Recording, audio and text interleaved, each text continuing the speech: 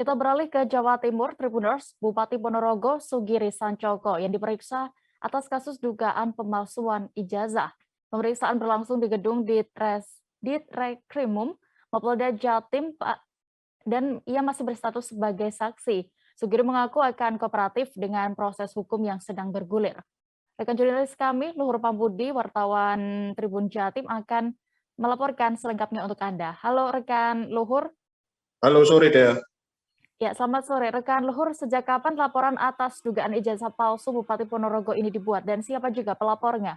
Oke, untuk pelaporan dengan terlapor Bupati Ponorogo Sugiri Sancoko ini masuk ke SPKT Polda Jatim dan ditangani oleh penyidik di Treskrimum Polda Jatim pada Senin tanggal 3 Januari 2022 dan itu dengan nomor laporan polisi LPB tahun 2022 SPKT Polda Jatim yang diterima langsung oleh pihak SPKT dan dilidik langsung oleh pihak Ditreskrimum Polda Jatim dan ternyata ketika kita telusuri pelapornya berinisial RBS yang berusia 24 tahun yang merupakan warga Kota Madiun.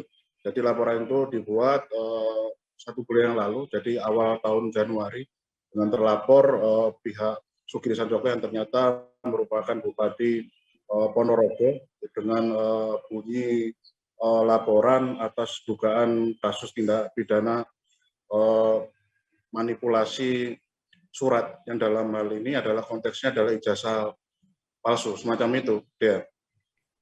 Diperiksa berapa lama Bupati Ponorogo saat menjalani pemeriksaan ini dan juga berapa pertanyaan yang diajukan? Ya, untuk pemeriksaan yang harus dijalani oleh pihak Sugiri Sancoko sebagai pihak terlapor ini baru pemeriksaan yang pertama ya.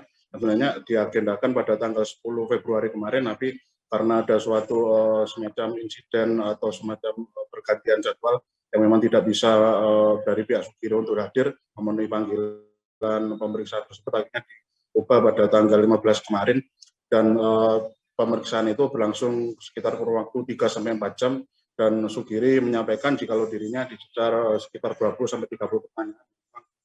Pertanyaan itu berkaitan dengan hal ihwal mengenai laporan yang masuk dan menyeret namanya adanya dugaan manipulasi surat yang dalam hal ini adalah ijazah palsu yang itu akhirnya ditangani oleh pihak Ditreskrimum Polda Jatim. Semacam itu deh. Ya, terakhir rekan Luhur, setelah diperiksa ini yang sebelumnya berstatus sebagai saksi, apakah sudah ada perubahan status baru dari Bupati Ponorogo atas kasus ini? Untuk status hukum dari pihak si terlapor ya, dari pihak Bupati Ponorogo bernama Sugiri Sancoko ini, hingga sekarang kami sudah mengkonfirmasi ke pihak Direktorat Kriminal Umum Polda Jatim, Kombes Pol Toto, yang ternyata memang untuk agenda pemeriksaan kemarin hanya untuk mengklarifikasi mengenai adanya dugaan laporan tersebut dan status hukum dari pihak terlapor Sugiri Sancoko masih bersifat sebagai saksi terlapor dan mekanisme lanjutan untuk mekanisme penyidikan masih tetap akan terus bergulir, namun kita juga sempat konfirmasi pada pihak Sugiri Sancoko apakah memang nanti siap untuk menjalani pemeriksaan tahap lanjutan. Menurut Sugiri ternyata beliau sangat siap untuk menghadapi segala bentuk laporan-laporan yang memang nama baik. Semacam itu deh. Baik, terima kasih rekan Luhur dan Tribuners. Berikut akan kami tampilkan keterangan dari Bupati Ponorogo selaku terlapor dan juga Direktur Ditreskrimum Polda Jatim selengkapnya. Rampung. Saya sudah menjelaskan semuanya, saya klarifikasi terhadap tuduhan dan dugaan itu. Maka sebagai warga negara yang patuh pada hukum, saya wajib menjelaskan agar kemudian pertama ada kepastian hukum, yang kedua agar rakyat kami masyarakat Ponorogo tidak galau, maka saya harus mendatangi panggilan. Maksudnya ini kan kooperatif ya? Bukan sekedar kooperatif, tidak dipanggil pun saya wajib memberikan penjelasan karena ada laporan. Nah orang ngono kan mesakne wong-wong Mas, Pak Bupati uang was mesake. Saya datang. Tadi pemeriksaan berapa pertanyaan? Ya tadi tak jelaskan sekitar 20-30 saya lupa. Bapak sehat, nomor KTP, alamat ini betul, anak berapa, istri siapa, jelas. Semua sudah 30.